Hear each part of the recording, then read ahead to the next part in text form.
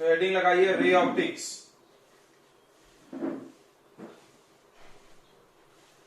तो ray optics एक physics का इंपॉर्टेंट चैप्टर है।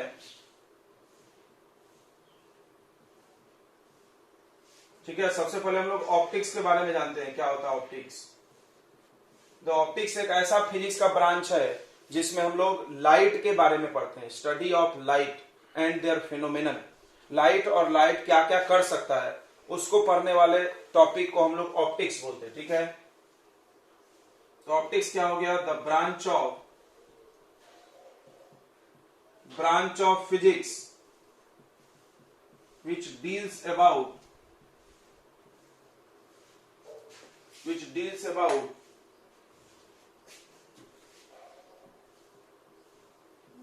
a study of light and their phenomenon.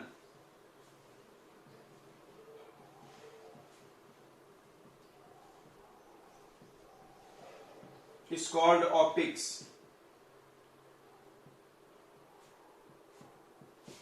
ठीक है, अब आते हैं हम लोग ऑप्टिक्स के बच्चों, दो ब्रांच होते हैं, two main branches of optics.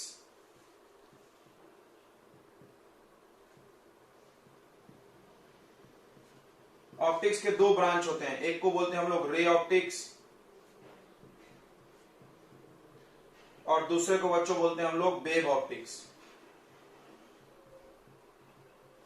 Ray optics किसको बोलते हैं, तो जिसमें लाइट को रे माना गया है। ठीक है, इसमें लाइट को रे कंसीडर किया है, लाइट इज कंसीडर्ड एज रे।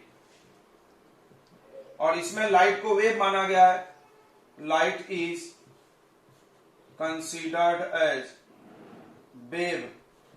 तो आपको पता होना चाहिए, अगर आप 11th पढ़े हो, कि लाइट में डुअल बिहेवियर होता है, मतलब लाइट पार्टिकल भी है और वेव भी है। तो इस चैप्टर में पार्टिकल नेचर ऑफ लाइट के बारे में पढ़ाया जाता है, particle nature of light, light का पार्टिकल नेचर। ठीक है, और इसमें पढ़ाया जाता है wave nature of light.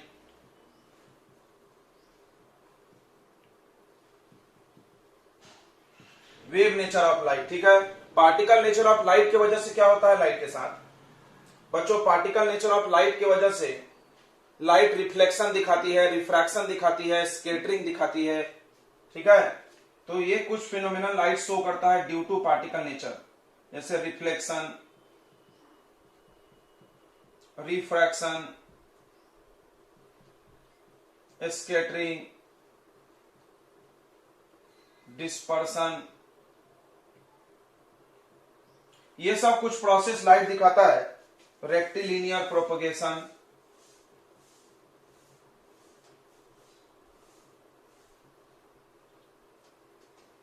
Rectilinear propagation. Rectilinear propagation मतलब सीधे चलने की प्रॉपर्टी। ठीक है, रेक्टिलिनियर मतलब सीधा चलना होता है, सीधे चलने की जो लाइट की एबिलिटी है उसको हम लोग बोलते हैं रेक्टिलिनियर प्रोपगेशन। ठीक है, रिफ्लेक्शन समझता ही है, वापस आना, रिफ्रैक्ट यानी एक मीडियम से दूसरे मीडियम जाते समय मुड़ जाना, स्कैटर मतलब बिखरना, और डिस्पर्सन मतलब टूट जाना, लाइट 7 रंग में टूट जाता है। ठीक है, यहां पर आपको क्या पढ़ाया जाता है, यहां पर आपको पढ़ाया जाता है इंटरफियरेंस, डिफ्रैक्शन, डिफ्रैक्शन, पोलराइजेशन।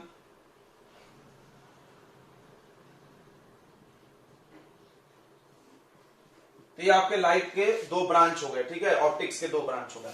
अब हम लोग थोड़ा सा लाइट पे चर्चा करेंगे, आखिर लाइट है क्या, लाइट क्या है और वो कैसा बिहेव करता है। ठीक है, इतना नोट कर लिए, क्या नोट कर लिए बच्चों। तो आगे हम लोग को पढ़ना है लाइट के बारे में, थोड़ा सा हम लोग पढ़ लेते हैं लाइट क्या है। तो लाइट के बारे में सबसे पहली बात आप ध्यान से याद रखो कि लाइट एक इलेक्ट्रोमैग्नेटिक वेव्स है। ठीक है, light is an electromagnetic wave.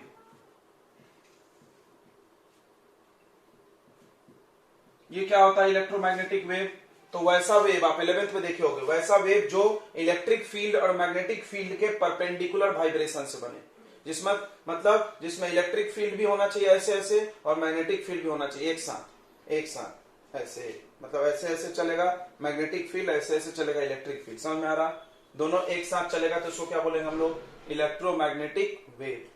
Clear हो गया। तो लाइट एक इलेक्ट्रोमैग्नेटिक वेव है जो इलेक्ट्रिक और मैग्नेटिक फील्ड दोनों से मिलकर बनता है। आपने देखा होगा ऐसे इलेक्ट्रिक फील्ड चलता है लाइट में, और ऐसे जमीन पर लेट करके कौन चलता है, मैग्नेटिक फील्ड। देखे हैं, इसको बोलते हैं इलेक्ट्रोमैग्नेटिक वेव। और भी बहुत सारे इलेक्ट्रोमैग्नेटिक वेव्स है। अगर आप बात करोगे इलेक्ट्रोमैग्नेटिक वेव, तो इलेक्ट्रोमैग्नेटिक वेव्स और भी हैं। जैसे आप जानते होंगे गामा रेज होता है, गामा रेज इलेक्ट्रोमैग्नेटिक वेव है। उसके बाद कौन आता है, एक्स रेज आता है। उसके बाद कौन आता है बताइए, अल्ट्रावायलेट रेज, अल्ट्रावायलेट। उसके बाद आता है विजिबल, जिसको हम लोग अभी पढ़ रहे हैं, विजिबल रेज। ठीक है, विजिबल में आपका आ गया विबग्योर।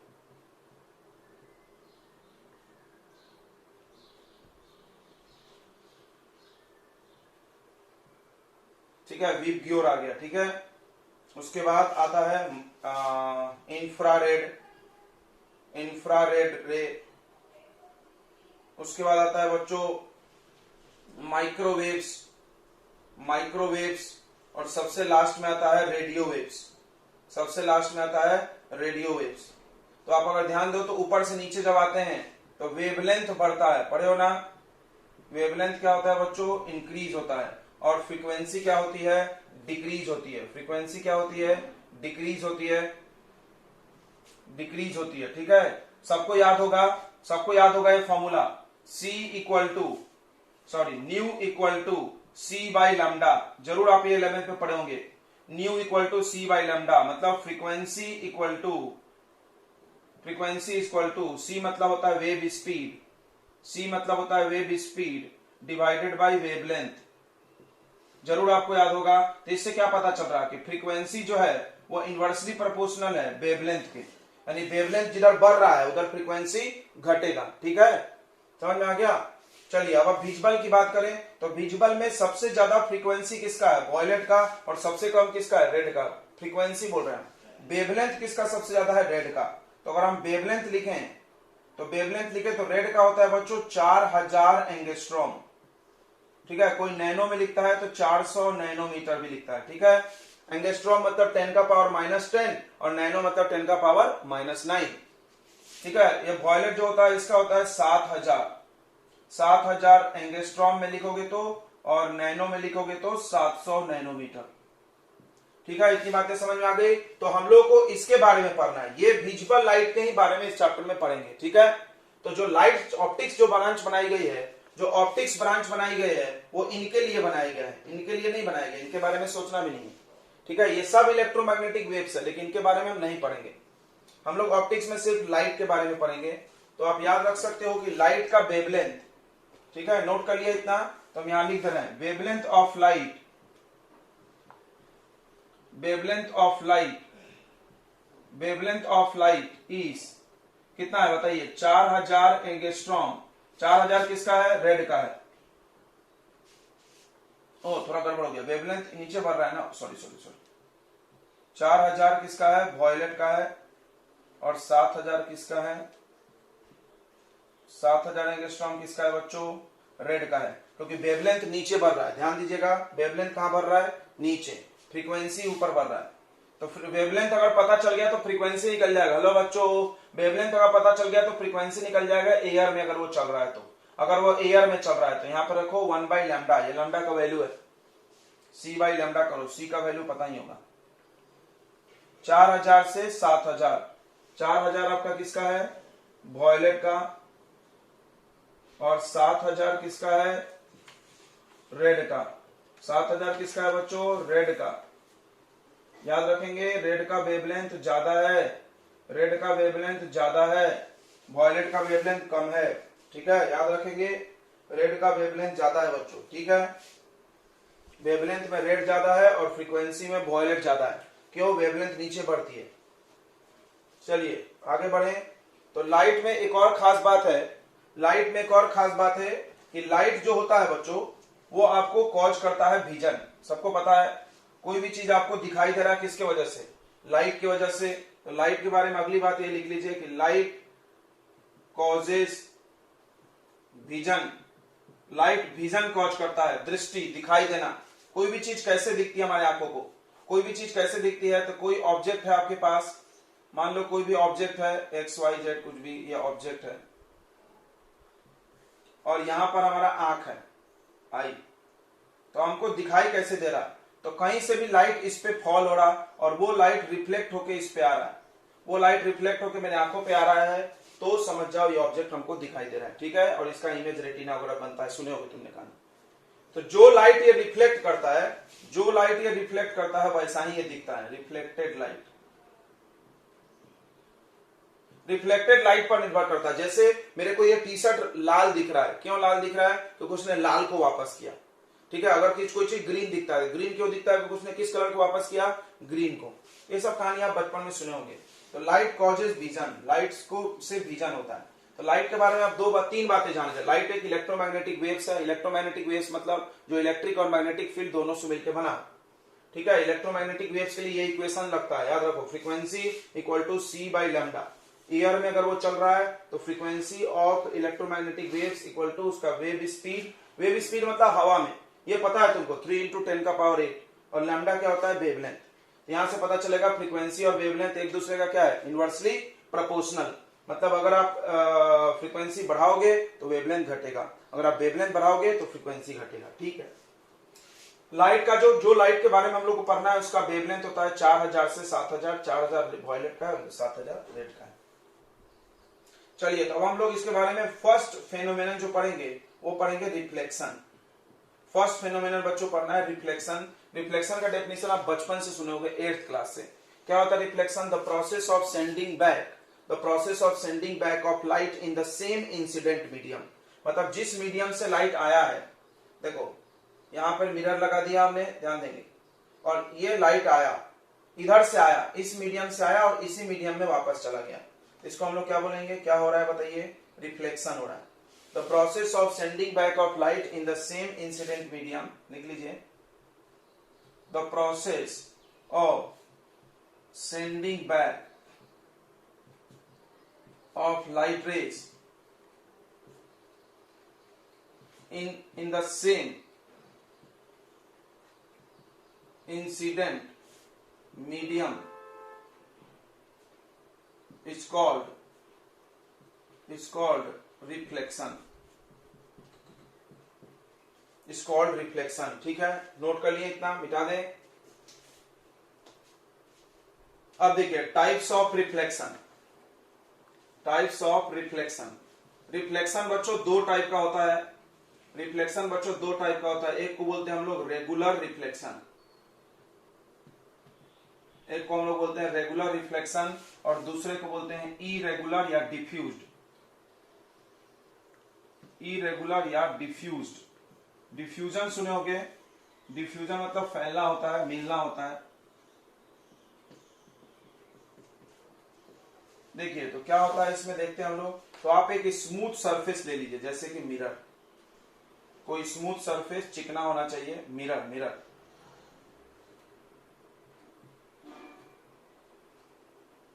ठीक है, स्मूथ सरफेस ले लीजिए और इस पे पैरेलल लाइट डालिए। देखिए ध्यान से, पैरेलल डालने हमने बोला, अगर पैरेलल नहीं डालोगे तो ऐसा नहीं होगा जो होने वाला है। पैरेलल इंसिडेंट रे किए, पैरेलल इंसिडेंट रे किए, इसको इंसिडेंट बोलते हैं। आने वाले लाइट को क्या बोलते हैं, इंसिडेंट रेज। तो जो लाइट जाएगा यहां से वो भी पैरेलल ही जाएगा। अगर तुम पैरेलल डाले तब पैरेलल जाएगा, हमेशा पैरेलल ही जाएगा।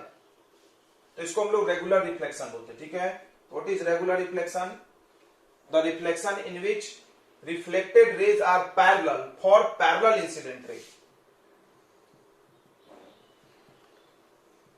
Reflected rays are parallel for parallel. अब आप एक रफ सरफेस ले लीजिए, जैसे दीवार हो गया, फ्लोर हो गया, कुछ भी। अब इस पे लाइट डालिए, पैरेलल ही डालिए, लेकिन अब वो पैरेलल नहीं जाएगा, अब वो पैरेलल नहीं जाएगा बच्चों, ठीक है। पैरेलल आया था लेकिन पैरेलल जाएगा नहीं, तो इसको हम लोग बोलते हैं इरेगुलर रिफ्लेक्शन, ठीक है। इरेगुलर और रेगुलर समझ गया।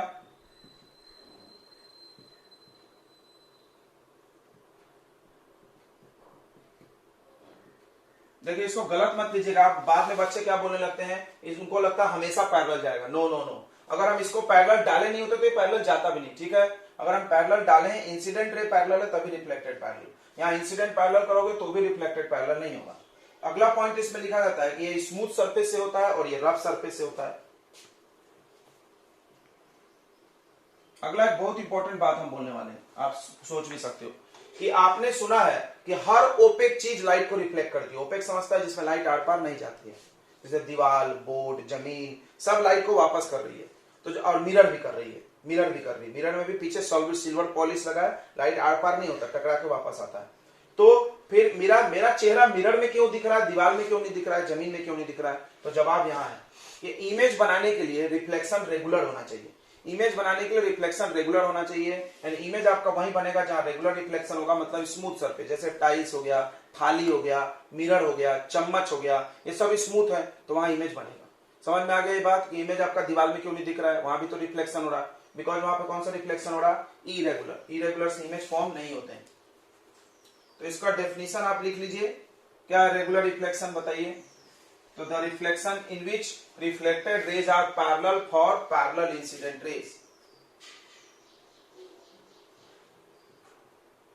The reflection in which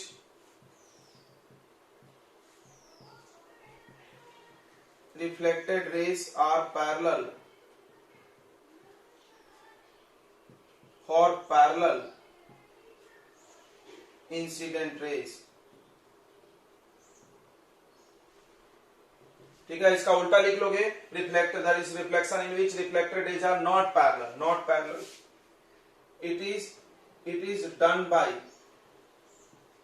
it is done by smooth surface।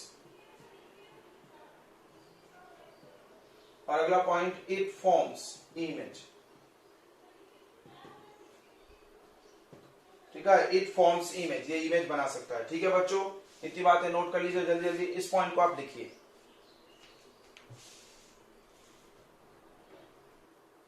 तो आगे हम लोग पढ़ रहे हैं बच्चों मिरर के बारे में।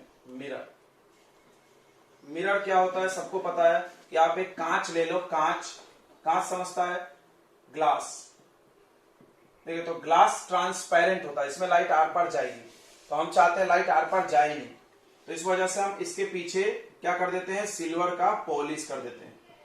सिल्वर को बचाने के लिए पीछे एक और पेंट लगाते हैं, बट मेनली सिल्वर पॉलिश हो जाता है, तो सिल्वर पॉलिश कर देते हैं। अब तो इसमें मिरर में दो सरफेस हो गया, अब इतना मोटा नहीं बनाए तो चलता है। मिरर में बच्चों दो सरफेस हो गया, एक पीछे जो सरफेस है उसको हम लोग पॉलिश सरफेस बोलते हैं। अब इधर से लाइट डालोगे तो रेगुलर रिफ्लेक्शन नहीं होगा, मिरर के पीछे भी इमेज दिखता है क्या, अब मिरर को घुमा लो, पीछे इमेज दिख रहा, क्यों, क्योंकि वहां इरेगुलर रिफ्लेक्शन हो रहा है। सामने वाला सरफेस स्मूथ है तो यहां पर रेगुलर रिफ्लेक्शन होगा, इसी से इमेज बनेगा, इसीलिए हम इस सरफेस का नाम रखेंगे रिफ्लेक्टिंग सरफेस। कौन सा सरफेस, रिफ्लेक्टिंग सरफेस, देख लेना इसका नाम बहुत आएगा।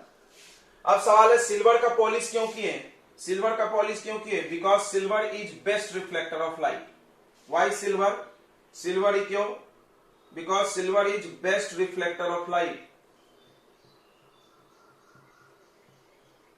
सिल्वर लाइट को अच्छे से रिफ्लेक्ट करता है जितना कि कोई और मेटल नहीं कर सकता था। ठीक है, मिरर क्या हो गया फिर, तो मिरर एक ओपेक सरफेस है, सबसे इंपॉर्टेंट बात ओपेक। बहुत सारे लोगों को क्या भ्रम होता है कि मिरर कांच का बना है तो आर पार जाता होगा लाइट, अरे यार नहीं ना, पीछे पॉलिश है ना, अगर हम पॉलिश हटा दे तो जाता, तो ओपेक सरफेस होता है। Silver coated glass is called mirror, silver coated glass surface.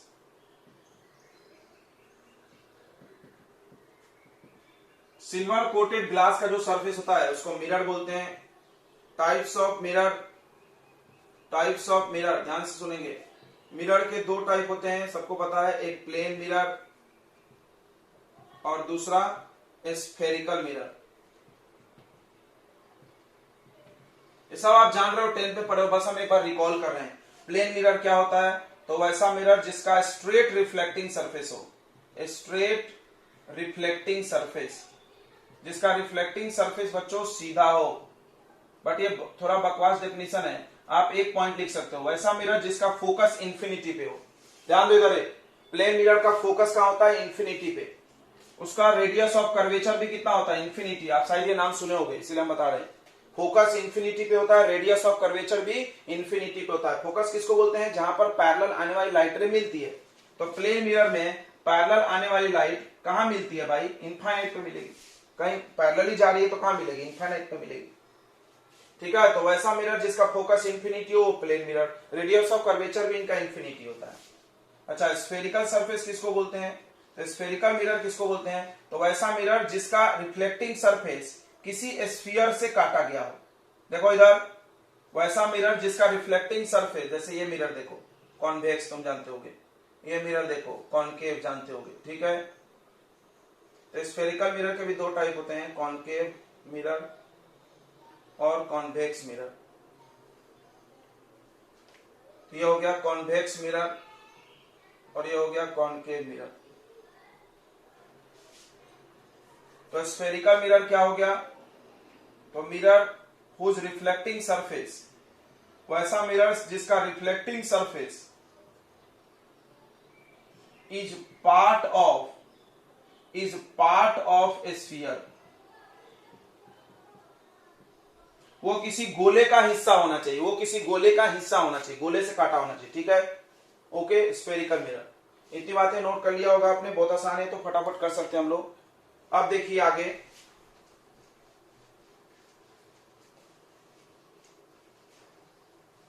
ये सब बस इंट्रोडक्शन चल रहा है, आज का क्लास इंट्रोडक्शन ही समझिए। इसमें मैक्सिमम चीजें आप जान रहे होंगे, तो जान रहे इसका ये मतलब नहीं कि फूट लिए छोड़ के क्लास, फूट लोगे तुम्हारा नुकसान है इसमें। अब आते हैं हम लोग इमेज पे। थोड़ा इमेज तुम्हारा देखे कैसा है, तुम्हारा इमेज ठीक नहीं है, बराबर।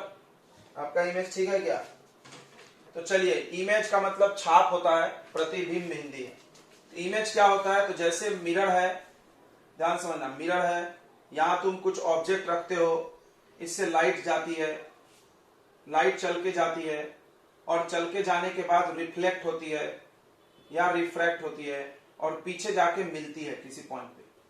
तो जहां पर ये लाइट मिला, असली में मिला, चाहे रियल में मिला, चाहे वर्चुअल में मिला, आप सुने होंगे कॉनकेव मिरर में आपने देखा होगा, लाइट आई, यहां से ऑब्जेक्ट से देखे हैं क्या सबने, फिर ऐसे लाइट हमने लिया, फिर यहां मिला ये लाइट, तो ये इमेज बन गया।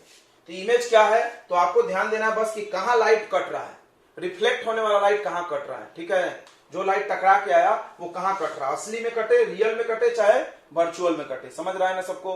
तो इमेज क्या होता है, इमेज को बोलते हैं पॉइंट ऑफ इंटरसेक्शन। देखो, point of intersection of reflected या रिफ्रैक्टेड लाइट रे।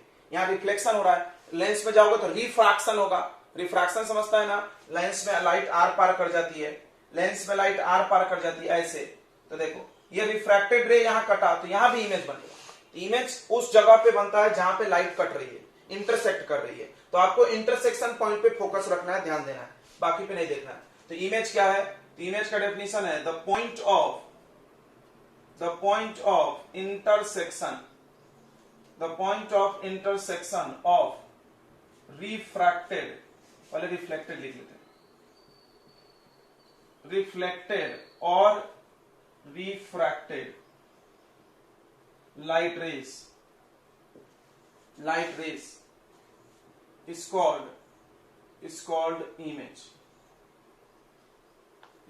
image। ओके बच्चों, उसको हम लोग क्या बोलते हैं, इमेज बोलते हैं। आगे बढ़ते हैं, ध्यान दें, उसको हम लोग इमेज बोलते हैं। ठीक है, इमेज दो टाइप का होता है, सबको पता है, एक रियल इमेज और दूसरा वर्चुअल इमेज। आपकी जिंदगी में भी ऐसी है। रियल इमेज मतलब आप असली में क्या हो, और वर्चुअल इमेज मतलब लोग आपके बारे में क्या सोचता है। सही है, रियल इमेज मतलब हम असली में अच्छे इंसान हैं, लेकिन लोग बोलता है विकास सर बहुत बकवास इंसान है। वर्चुअल इमेज, तो आपको रियल इमेज की परवाह करना है, वर्चुअल की नहीं करना है। चलो खैर, हम ऐसे बता दें। तो आ जाओ इधर, रियल इमेज और वर्चुअल इमेज देख लेते हैं। बचपन में आप पढ़े हो, फिर भी एक बार रिकॉलिंग। रियल इमेज अभी आपने देखा था कि जो रियल इंटरसेक्शन पॉइंट पे बने, कॉनकेव मिरर लो, लाइट डालो, यहां तक आया, फिर एक और लाइट डालो, यहां आया, यहां असली में लाइट टकराया, सामने में टकराया, हम देख सकते हैं। यहां पे हम ऐसे पर्दा लगा दें, यहां पर हम स्क्रीन लगा दें, तो स्क्रीन पे बनेगा। समझता है ना, स्क्रीन तो मिरर के अंदर तो नहीं लगा दोगे, स्क्रीन समझता है ना, पर्दा। मान लो हम स्क्रीन लगा दे, जैसे वो लाइट आ रहा तो हम यहाँ स्क्रीन लगा दे, तो स्क्रीन पर से लाइट मेरे स्क्रीन पे आ रहा है ना असली में, हाँ। तो उसी तरह क्या होता है कि ये इमेज रियल जो होता है वो स्क्रीन पे बना सकते हैं, समझ में आ रहा है। वहां पे एक पर्दा लगा लो, 10th में आप पढ़ोगे, 10th में पढ़ोगे कि बहुत सारा लाइट एक मिल रहा है तो आप स्क्रीन लगा लो, वहां पे स्क्रीन पे इमेज बन रहा है, सुने हो सब। तो स्क्रीन पे इमेज बन सकता है, कौन, रियल वाला। वर्चुअल वाला तो पीछे बनता है, मिरर के अंदर तो तुम स्क्रीन नहीं घुसा सकते ना, कि घुसा सकते हो, स्क्रीन समझ रहा है ना, पर्दा, कार्ड, कागज कुछ भी रख दो यहाँ पे, वहां पे आके लाइट बनता हुआ दिखेगा। तो रियल इमेज क्या है, तो real image formed at real point of intersection, ठीक है, ये होता है, ये फॉर्म्ड होता है, formed at real point of intersection, real point of intersection of light rays. असली में लाइट जहां कटा, असली में, और यहां पर वर्चुअल लिख लेना, ठीक है, यहां पर आप खुद से लिख लेंगे, हम जानते हैं। रियल इमेज जो होता है ऑलवेज, देखो इसको ध्यान रखना, बहुत इंपॉर्टेंट है, always inverted, always, oh sorry inverted नहीं, इरेक्ट नहीं, रियल है ना, सही तो है, always inverted with respect to object. इसका मतलब समझा, इसका मतलब समझा क्या बच्चों, बताइए। ऑलवेज इन्वर्टेड टू ऑब्जेक्ट मतलब तुमने देखा होगा 10th में, ऑब्जेक्ट ऐसा मानते थे तो इमेज ऐसा बनाते थे, ध्यान दिए हैं।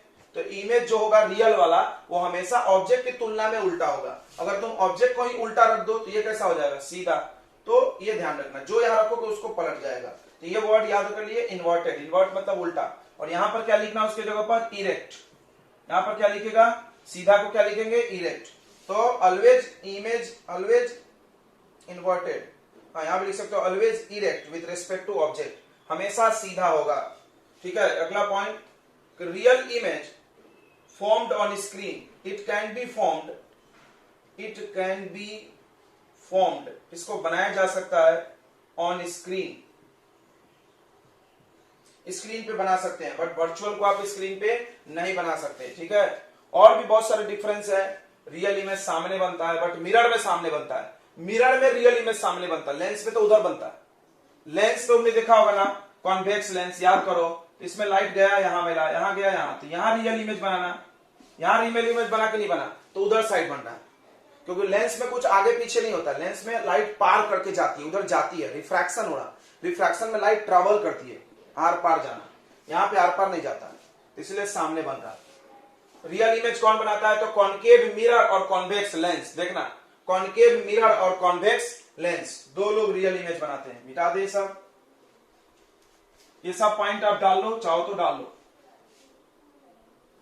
एक और इंपॉर्टेंट पॉइंट डाल दो, बहुत इंपॉर्टेंट बात बता रहे हैं कि मैग्निफिकेशन, सुने होगे जरूर ना, मैग्निफिकेशन, मैग्निफिकेशन सबने सुना होगा 10th में, नहीं जानते तो जानो। मैग्निफिकेशन का फॉर्मूला होता है height of image to the height of object, image और ऑब्जेक्ट के हाइट को डिवाइड करो तो क्या आ जाएगा, मैग्निफिकेशन। अब देखो रियल इमेज कैसा बनता है, उल्टा, उल्टा बनता है, तो ये पॉजिटिव होगा, ऊपर पढ़े हो ना साइन, और ये नीचे है तो कैसा होगा, निगेटिव। सब में कोऑर्डिनेट ज्योमेट्री पढ़ा होगा, ऊपर में वाई एक्सिस प्लस होता है, नीचे में वाई एक्सिस माइनस होता है, तो ये प्लस और ये माइनस, तो ये माइनस में ये प्लस में डिवाइड करोगे तो आंसर क्या में आएगा, माइनस। तो रियल इमेज के लिए मैग्निफिकेशन हमेशा माइनस होता है, हमेशा, चाहे मिरर हो चाहे लेंस हो, याद रखना। और वर्चुअल इमेज के लिए मैग्निफिकेशन हमेशा क्या होता है, प्लस होता है।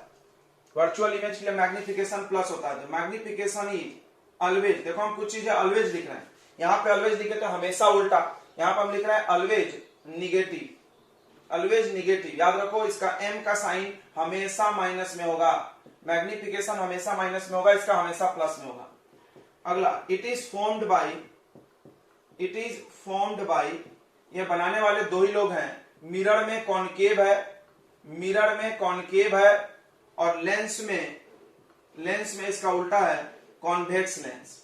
अगर आप 10th पास हो तो आपने देखा होगा कि मिरर में जो कॉनकेव काम करता था, लेंस में वही काम कौन करता था, कॉन्वेक्स। फिर से, मिरर में जो काम कॉनकेव करता था, याद है, इमेज बनाते थे तुम बहुत सारा, तो जैसा जैसा इसमें बना था वैसा वैसा इसमें भी बना था, याद होगा आपको, तो वही चीज हो रहा है।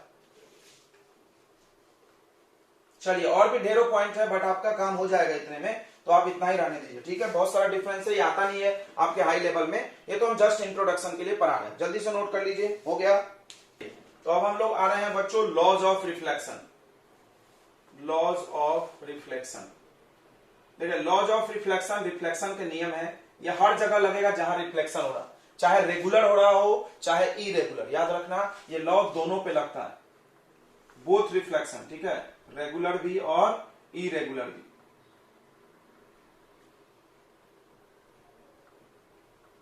या डिफ्यूज्ड बोलते हैं, नहीं ऐसा नहीं कि इरेगुलर में लॉ नहीं लगाओगे, कहीं भी रिफ्लेक्शन हो, हमने regular law of regular reflection तो नहीं बोला हमने, लॉ ऑफ इरेगुलर रिफ्लेक्शन तो नहीं बोला हमने, लॉ ऑफ रिफ्लेक्शन बोले, तो दोनों जगह लगेगा।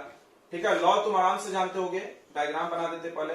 ये एक मिरर बना लीजिए आप फटाफट, ये एक प्लेन मिरर है, स्मूथ सरफेस है तो रेगुलर होगा। यहां से एक लाइट लाए, इसको कौन सा लाइट बोलते हैं हम लोग, इंसिडेंट रे, सबको याद होगा। यहां पर ये जो पॉइंट पे लाइट आके गिरी है, इस पॉइंट को हम लोग बोलते हैं point of incidence, point of incidence. अब इस पॉइंट से टकरा के लाइट ऐसे गई, अच्छा सबसे पहले तो नॉर्मल बनाना चाहिए, इस पॉइंट पे परपेंडिकुलर, जिस पॉइंट पे लाइट गिरी है उस पे परपेंडिकुलर बनाएंगे तो क्या बोलेंगे इसको हम लोग, नॉर्मल। अब जितने एंगल से ये आई है, आप ध्यान देना कि उतने ही एंगल से जाता हुआ दिखना चाहिए, ये हमेशा ध्यान रखेंगे। तो ये हो गया रिफ्लेक्टेड रे, रिफ्लेक्टेड रे, ठीक है, रिफ्लेक्टेड रे बच्चों। और इसको बोलते हैं आई, एंगल ऑफ इंसिडेंस, इसको क्या बोलते हैं, एंगल ऑफ रिफ्रैक्शन। तो पहला लॉ है, पहला लॉ जानते होगे तुम कि angle of incidence, angle of incidence क्या है, angle between incident ray and normal. Incident ray और नॉर्मल के बीच जो एंगल है उसको बोलते हैं एंगल ऑफ इंसिडेंस। वो हमेशा इक्वल होता है, always, always equal to angle of refraction.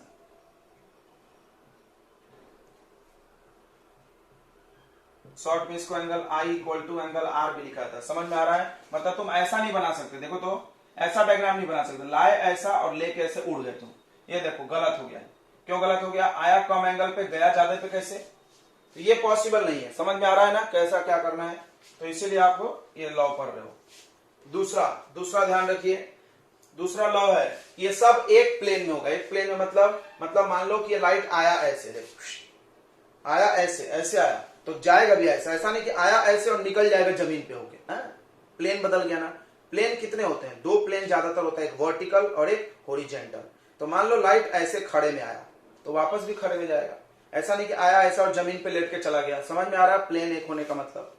अच्छा मान लो ये जमीन है, जमीन पे लेट के लाइट आया तो जमीन पे ही लेट के जाएगा, ऊपर उड़ेगा नहीं। फिर समझ में आ रहा है, हॉरिजॉन्टल में आएगा तो हॉरिजॉन्टल में ही जाएगा, वर्टिकल में आएगा तो वर्टिकल में ही जाएगा। तो तुम जानते होगे दूसरा लॉ भी, incident race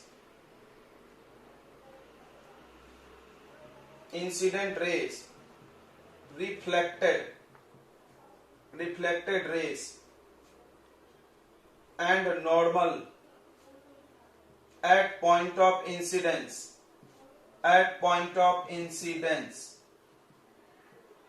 all lie in the same plane, सब लोग एक ही प्लेन में आने चाहिए। ठीक है, इतनी बातें समझ में आ गई क्या। अच्छा एक और बात ध्यान रखिए, अगर कोई सरफेस गोल है, अगर कोई सरफेस गोल है तो इसका ये सेंटर होता है। तो अगर आप इसमें नॉर्मल बनाओगे तो इसका नॉर्मल कहां जाना चाहिए, सेंटर पे। इसका नॉर्मल कहां जाना चाहिए, सेंटर पे जाना चाहिए। अब इसमें अगर लाइट रे ऐसे इंसिडेंट हुआ तो कोई पूछे बताओ रिफ्लेक्ट कहां से होगी, तो ये हो गया नॉर्मल, तो ये बना दीजिए ऐसे रिफ्लेक्टेड रे। समझ में आ रहा है, बस ध्यान रखना है सेंटर से लेना है नॉर्मल, ऐसा कोई खड़ा नहीं ले लेगा, यहाँ पे गलत हो जाएगा। इसका नॉर्मल सेंटर से जाता है, ठीक है, इसका नॉर्मल सेंटर से जाता है, आप चाहो तो लिख भी लो। ओके, बहुत इंपॉर्टेंट बात है ये, सेंटर से जाता है। कोई गोल चीज का नॉर्मल कहां जाता है, सेंटर से। एक और इंपॉर्टेंट बात ध्यान से सुनेंगे, अगर नॉर्मल इंसिडेंस हुआ, नॉर्मल इंसिडेंस इसका क्या मतलब है, इसका मतलब है कि एक लाइट रे ऐसे परपेंडिकुलर आई परपेंडिकुलर, लेकिन उसमें आई जीरो है। बताओ क्यों आई जीरो है, क्योंकि आई जो एंगल होता है, यहां पे देखिए ये जो आई एंगल है वो इससे नापते नहीं है, मिरर से नहीं नापते हैं। आई एंगल किससे नापते हैं, नॉर्मल से। अब ये मान लो ये लाइट रे टुक टुक टुक टुक टुक टुक इधर झुकेगा तो ये आई की वैल्यू कम होगी, कम होते होते जब ये इसके ऊपर आएगा तो कितना होगा बताओ, 0। समझ में आया ना, मिरर से, लेकिन लिखते हैं नॉर्मल आया, तो ये जाएगा भी इसी रास्ते से, तो आर भी 0 होगा क्योंकि आई और आर आपस में क्या होते हैं, इक्वल। तो नॉर्मल इंसिडेंस का मतलब जब angle i equal to angle r equal to कितना हो जाए, 0, तो समझो लाइट नॉर्मल आ रहा है। समझ में आ गया इतनी बातें सबको, कोई डाउट नहीं है ना, नोट कर लिया आपने। अब पढ़ेंगे image formation in plane mirror.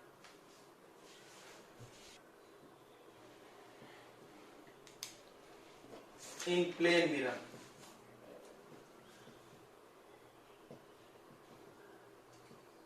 Plane mirror में इमेज फॉर्मेशन देखिए, तो प्लेन मिरर ऐसा बनाते हैं हम लोग, यहां पर एक ऑब्जेक्ट बना ले, पॉइंट ऑब्जेक्ट, ये पॉइंट ऑब्जेक्ट है, पॉइंट है।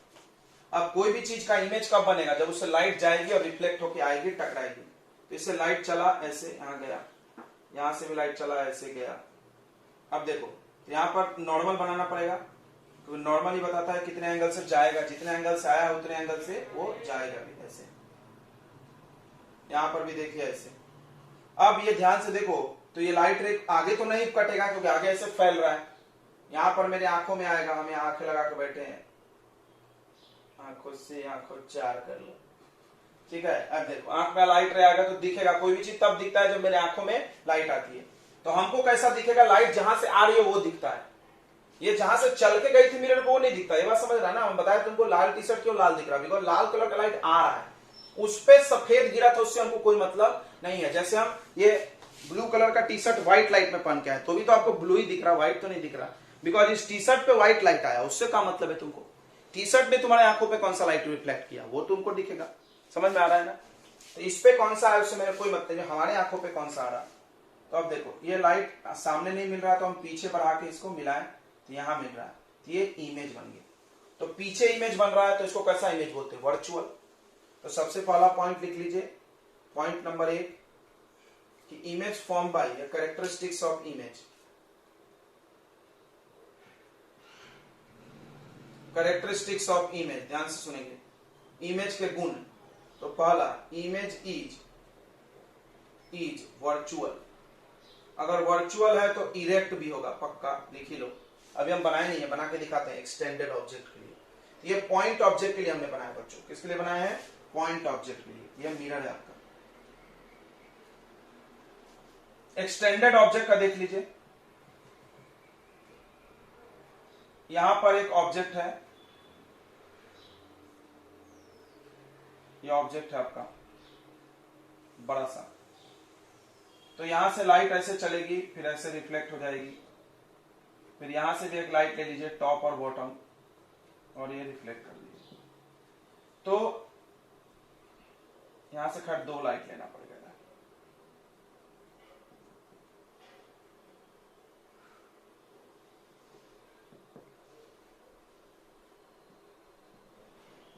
तो यहां पर इसका टॉप बनेगा और यहां पर कुछ बॉटम, बॉटम वाला हटा दो, ढेर सारा लाइट हो जाएगा, कचरा हो जाएगा। यहां पर इसका टॉप बनेगा तो यहां पर बॉटम, ध्यान देना। अब एक इंपॉर्टेंट बात याद रखो कि मिरर से ऑब्जेक्ट की दूरी, मिरर से ऑब्जेक्ट की दूरी और इमेज की दूरी क्या होती है, बराबर, बराबर होती है, ध्यान रखना। ये देखो यहां पे दिख रहा है ना, दूरी दूरी इक्वल, एकदम ध्यान रखना, कम ज्यादा मत बना देना।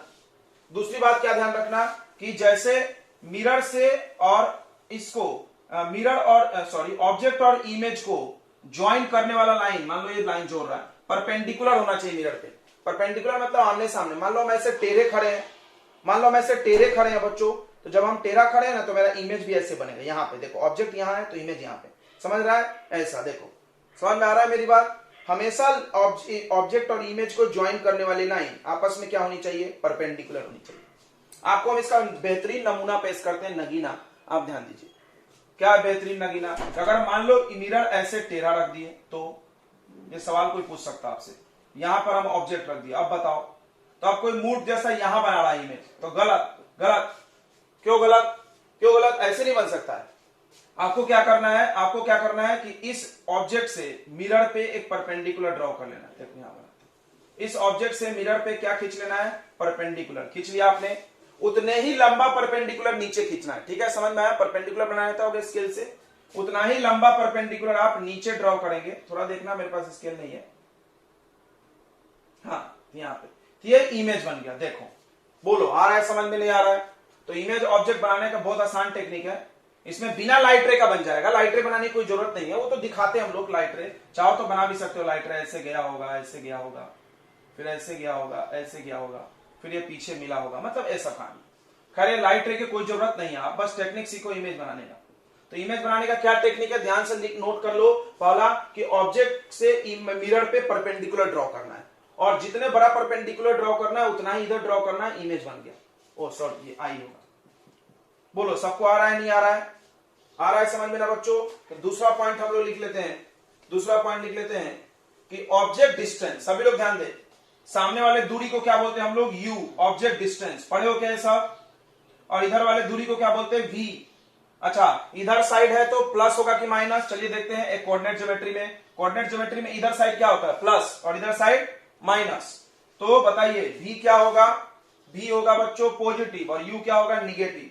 तो आप लिख सकते हो कि object distance, distance of object from mirror, distance of object and image from mirror are equal. Short में लिख दे क्या रे, इतना कौन लिखेगा? u equal to v minus u equal to v. समझ में आ रहा है? शॉर्ट में चलेगा ना? आप डिटेल में लिख लेना। तीसरा पॉइंट ध्यान से सुनेंगे, तीसरा पॉइंट सब लोग जानता होगा कि हाइट ऑफ ऑब्जेक्ट, ऑब्जेक्ट की ऊंचाई और इमेज की ऊंचाई यहां पर क्या होती है? इक्वल होती है। मतलब आप जितने बड़े हो उतने ही बड़े दिखेंगे, छोटे बड़े नहीं दिखेंगे। कोई बोला क्या बोल रहे हो सर, छोटे नहीं दिखेंगे मतलब? तो तुम देखो, तुम्हारा जो बाइक होता है, मोटरसाइकिल, उसके जो साइड में मिरर लगा उसमें आप जाके देखो, आप नाटे दिखते हो, छोटे दिखते हो, देखे हो ना? देखे हो। बट यहां पे आप छोटे नहीं दिखो, जैसे हो वैसी हालत में दिखते हैं, ठीक है? तो इसमें आप लिख लीजिए इस पॉइंट को कि हाइट ऑफ इमेज इक्वल होता है हाइट ऑफ। ये देख के कुछ याद आ रहा है? ये देख के कुछ याद आ रहा है? सपना तुम्हें कुछ याद आ रहा है? मैग्निफिकेशन याद आना चाहिए। क्यों? क्यों भाई? क्योंकि मैग्निफिकेशन होता है height of image divided by height of object. अब बताइए, अगर ये दोनों इक्वल है तो ये प्लस में आएगा ना? प्लस में आएगा। क्यों? याद करो, हम बताए थे वर्चुअल इमेज के लिए, वर्चुअल इमेज के लिए मैग्निफिकेशन हमेशा क्या होना चाहिए? प्लस में होना चाहिए। तो +1। चौथा पॉइंट सुनिए, दूसरा चौथा पॉइंट सुनिए कि the line joining object and image is perpendicular to the mirror. ऐसा लाइन जो मिरर ऑब्जेक्ट को इमेज से जोड़ता है वो मिरर पे परपेंडिकुलर होता है। The line joining object to image is perpendicular to the mirror, वो मिरर पे परपेंडिकुलर होता है। ठीक है, नोट कर लिया? आप जल्दी से बताइए। कौन सा नंबर चल रहा है? 6th नंबर है। तो अगला प्रॉपर्टी है लैटरल इन्वर्जन। लैटरल इन्वर्जन, तो जब भी रिफ्लेक्शन होता है, लाइट रिफ्लेक्ट करके वापस आती है, तो आपका जो इमेज होता है वो लैटरली इन्वर्टेड होता है। लैटरली इन्वर्टेड का मतलब, अगर आपने इसमें बी दिखाया तो ऐसा उल्टा बी दिखता है, उल्टा भी दिखता है ना, इसलिए एम्बुलेंस के सामने उल्टा में एम्बुलेंस लिखा होता है, ताकि जब हम मिरर में देखेंगे तो सीधा हो जाएगा। बट ये सिर्फ इस मिरर की प्रॉपर्टी नहीं है, सब मिरर में होता है। जैसे आप कॉन्केव में भी देखो, सामने ऑब्जेक्ट है तो ऐसे उलट जाएगा, कॉन्वेक्स में भी ऐसे। ठीक है, समझ में आया ना? तो लैटरल इन्वर्जन होगा सब में। जब वर्चुअल इमेज बनेगा तो पक्का क्या होगा? मिरर में लैटरल इन्वर्जन होगा। वर्चुअल बनेगा तो, रियल बनेगा तो नहीं, रियल बनेगा तो नहीं होगा। ठीक है, तो लैटरल इन्वर्जन होगा। लैटरल इन्वर्जन का मतलब कि जब ऑब्जेक्ट का लेफ्ट साइड, आपका लेफ्ट साइड, ये देखो हाथ ऐसे दिखाओगे तो अंदर से हाथ कैसा दिखेगा? ऐसा। तो मेरा अंगूठा जो लेफ्ट में था वो इधर आ गया, देखो ये ऐसा था ना, ऐसा था, अब ये ऐसा घूम गया, ऐसा दिखेगा ना? ऐसा ही दिखेगा ना? जब आप इसको देखोगे तो ऐसा दिखेगा, ये मिरर में दिखाओगे ये व्हाइट वाला तो ऐसा ही दिखेगा ना रे।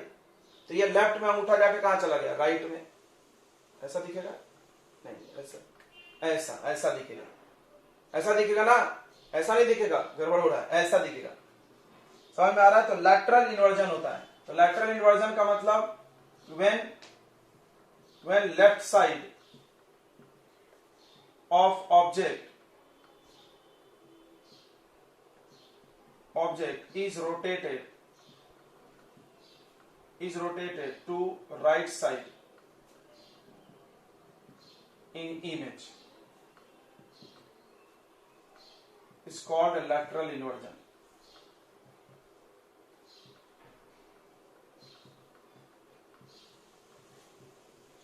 तो इसका जो इमेज होता है वो लैटरली इन्वर्टेड होता है। इमेज इज, क्योंकि वर्चुअल है, image is laterally inverted. Inverted और लैटरली इन्वर्टेड में अंतर है। देखो सिर्फ इन्वर्टेड लिखोगे तो ऐसा ऐसा होगा, देखना ये सिर्फ इन्वर्टेड है, मुंडी नीचे। अच्छा लैटरली इन्वर्टेड मतलब लेफ्ट वाला लाइट में, याद रहेगा ना, एल से लेफ्ट याद रखो। चलिए इतनी बातें समझ में आ गई क्या? अब इसमें और प्रॉपर्टीज है, हम लोग एक दो क्वेश्चन पहले कर लेंगे, नहीं तो हम भूल जाएंगे क्वेश्चन। देखिए पहला क्वेश्चन इतने में जो आप पढ़े हो क्या आता है, सबसे पहला आ जाएगा find coordinate of image. Image का कोऑर्डिनेट बताइए।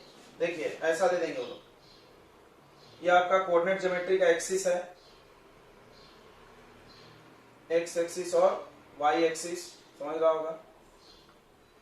ये मिरर है, यहाँ पे ऐसे रखा हुआ है। मिरर का एंगल बता दे रहे हैं आपको 45 डिग्री से रखा हुआ है एक्सिस के साथ, हो सकता है लिख के दे दें हम। और इस एक्स एक्सिस पे निगेटिव साइड में, एक्स एक्सिस पे निगेटिव साइड में एक ऑब्जेक्ट रखा है 2 सेंटीमीटर दूरी पे। तो बताइए इमेज कहां बनेगा? देखो अब थोड़ा गड़बड़ लग रहा होगा, तो बहुत सिंपल है, आप स्टेप्स याद रखिए हम जो बताए थे। सबसे पहले तो मिरर बड़ा कर लो, मिरर को थोड़ा एक्सटेंड कर लो। कोई बोला मिरर छोटा रहा तो इमेज कैसे बनेगा? देखो तो थोड़ा, ये लाइट ऐसे गया था, ऐसे गया था, याद करो बच्चों, ऐसे था क्या? अब बताओ अगर हमें नीचू वाला मिरर को मिटा दे तो कोई जरूरत है इस मिरर की? यहां भी मिरर रहता तो फोटो दिख जाता ना इसका, लाइट तो वहीं से रिफ्लेक्ट हो रही ना, इसे कोई जरूरत तो नहीं थी। तो याद रखना कोई जरूरी है कि सामने सामने आपका मिरर हो। ये मिरर हो, यहां खड़े हो तो इमेज दिख रहा है, ये बात तो सही है। क्या हम ऐसे तिरछे में खड़े हो जाएंगे तो नहीं दिखेगा? दिखेगा ना, यार दिखता है। समझ में आ रहा है सबको? ये देखो ये डायग्राम बनाने लगा, तुमको डाउट है तो देखो इतने दूर ही मिरर की जरूरत है आपको, इधर सामने में रहने की कोई जरूरत नहीं है। तो आपको करना क्या है, अपने मन से मिरर को एक्सटेंड कर लेना है, थोड़ा फील आ जाए। तो अब यहां से परपेंडिकुलर बनाना और यहां से बनाना सिखाया था हमने।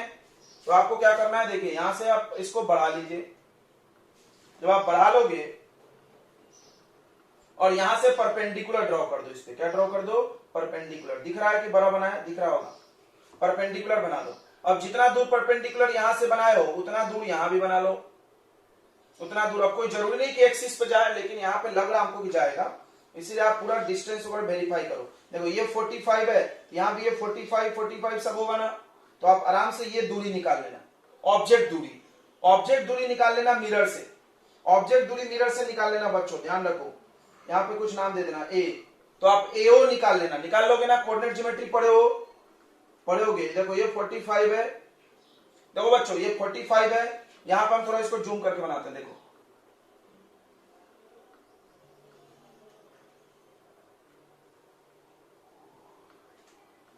ठीक है, ध्यान देंगे इधर। तो ये 45 है, यहां पे ये 45 और ये 2 सेंटीमीटर है, ओके।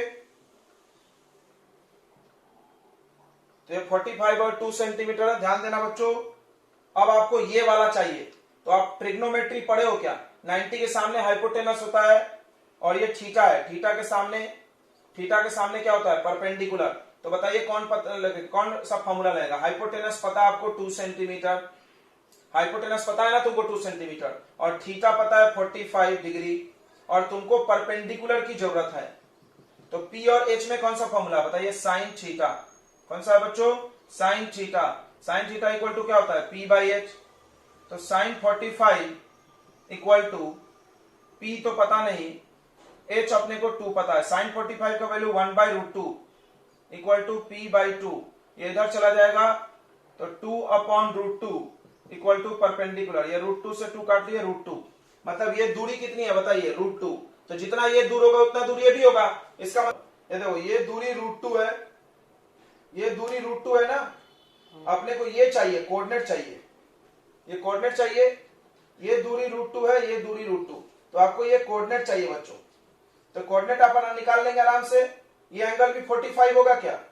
ये एंगल भी 45 होगा। फिर से ट्रिग्नोमेट्री लगाओ, वही आएगा, सेम आंसर। ये कितना आ रहा है? √2।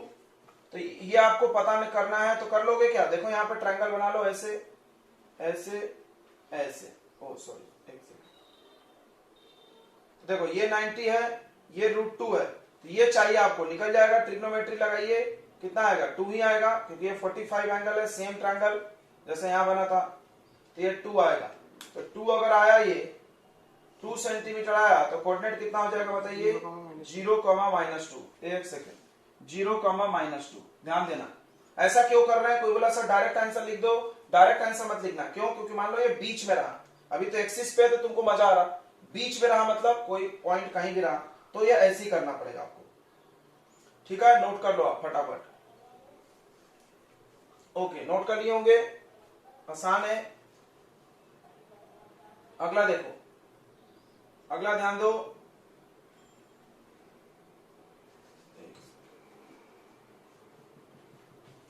अब ये एक ऑब्जेक्ट आप ऐसे अगर टेढ़ा बना दिए तो इमेज कैसे बनाएंगे इसका बताइए? तो आराम से बना लेंगे। देखो, ए से परपेंडिकुलर लाइन ड्रॉ करो और जितने दूरी पर ये है तो उतने दूरी पर यहां एक पॉइंट ए डैश बना लो। बी से ड्रॉ करो, बी से ज्यादा दूरी पर जा रहा है, ये ज्यादा दूरी पर बना लो बी डैश बोल के, और फिर आप इसको ऐसे ज्वाइन कर लो। ठीक है, समझ में आया? तो ये सब नोट कर लो फटाफट। नोट कर लिए क्या? तीसरा क्वेश्चन देखेंगे। तीसरा क्वेश्चन देखिए,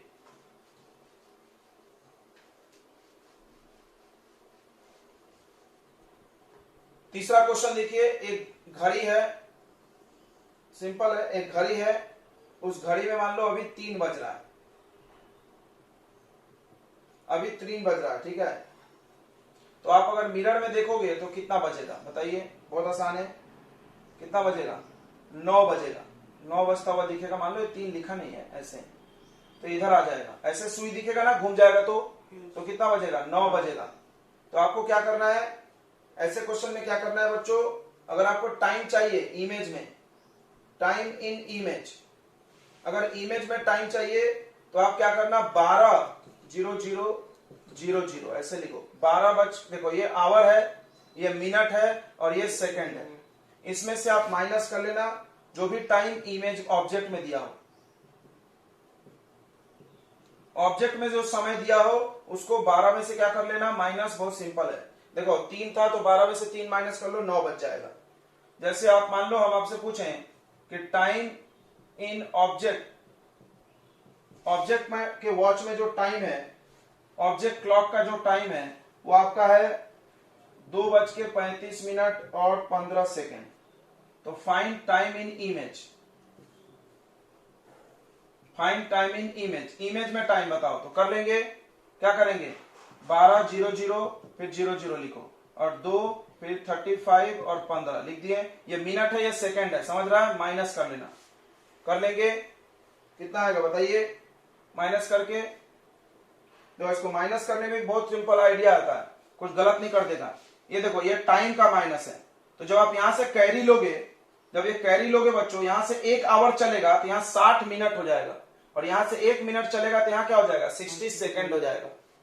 ऐसा नहीं कि तुम नॉर्मल सब्ट्रैक्शन जैसा माइनस कर दिए। ठीक है, तो हम इसको ऐसे लिखें, देखो इसको लिख दिए 11 बजा दिए, यहां से 1 आवर बोरो कर लिए, तो यहां पर कितना मिनट होगा, 60, और उससे भी 1 मिनट बोरो कर लिया यानी 59 मिनट, और यहां पे कितना आ गया बताओ, 60 सेकेंड। बोलो, सबको समझ में आया?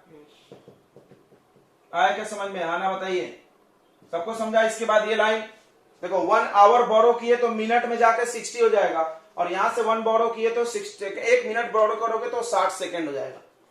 ठीक है, अब उसके बाद माइनस कर लो तो सिंपल है, कितना आ रहा है बताइए? कितना आ रहा, माइनस करो, देखो ये आ रहा है क्या, 9:24 45 सेकेंड, 9 आवर। देखो ये आवर है और ये मिनट है और ये सेकेंड है, समझ में आ गया क्या? Hour, minute, second. चलिए जल्दी से नोट कर लीजिए फटाफट।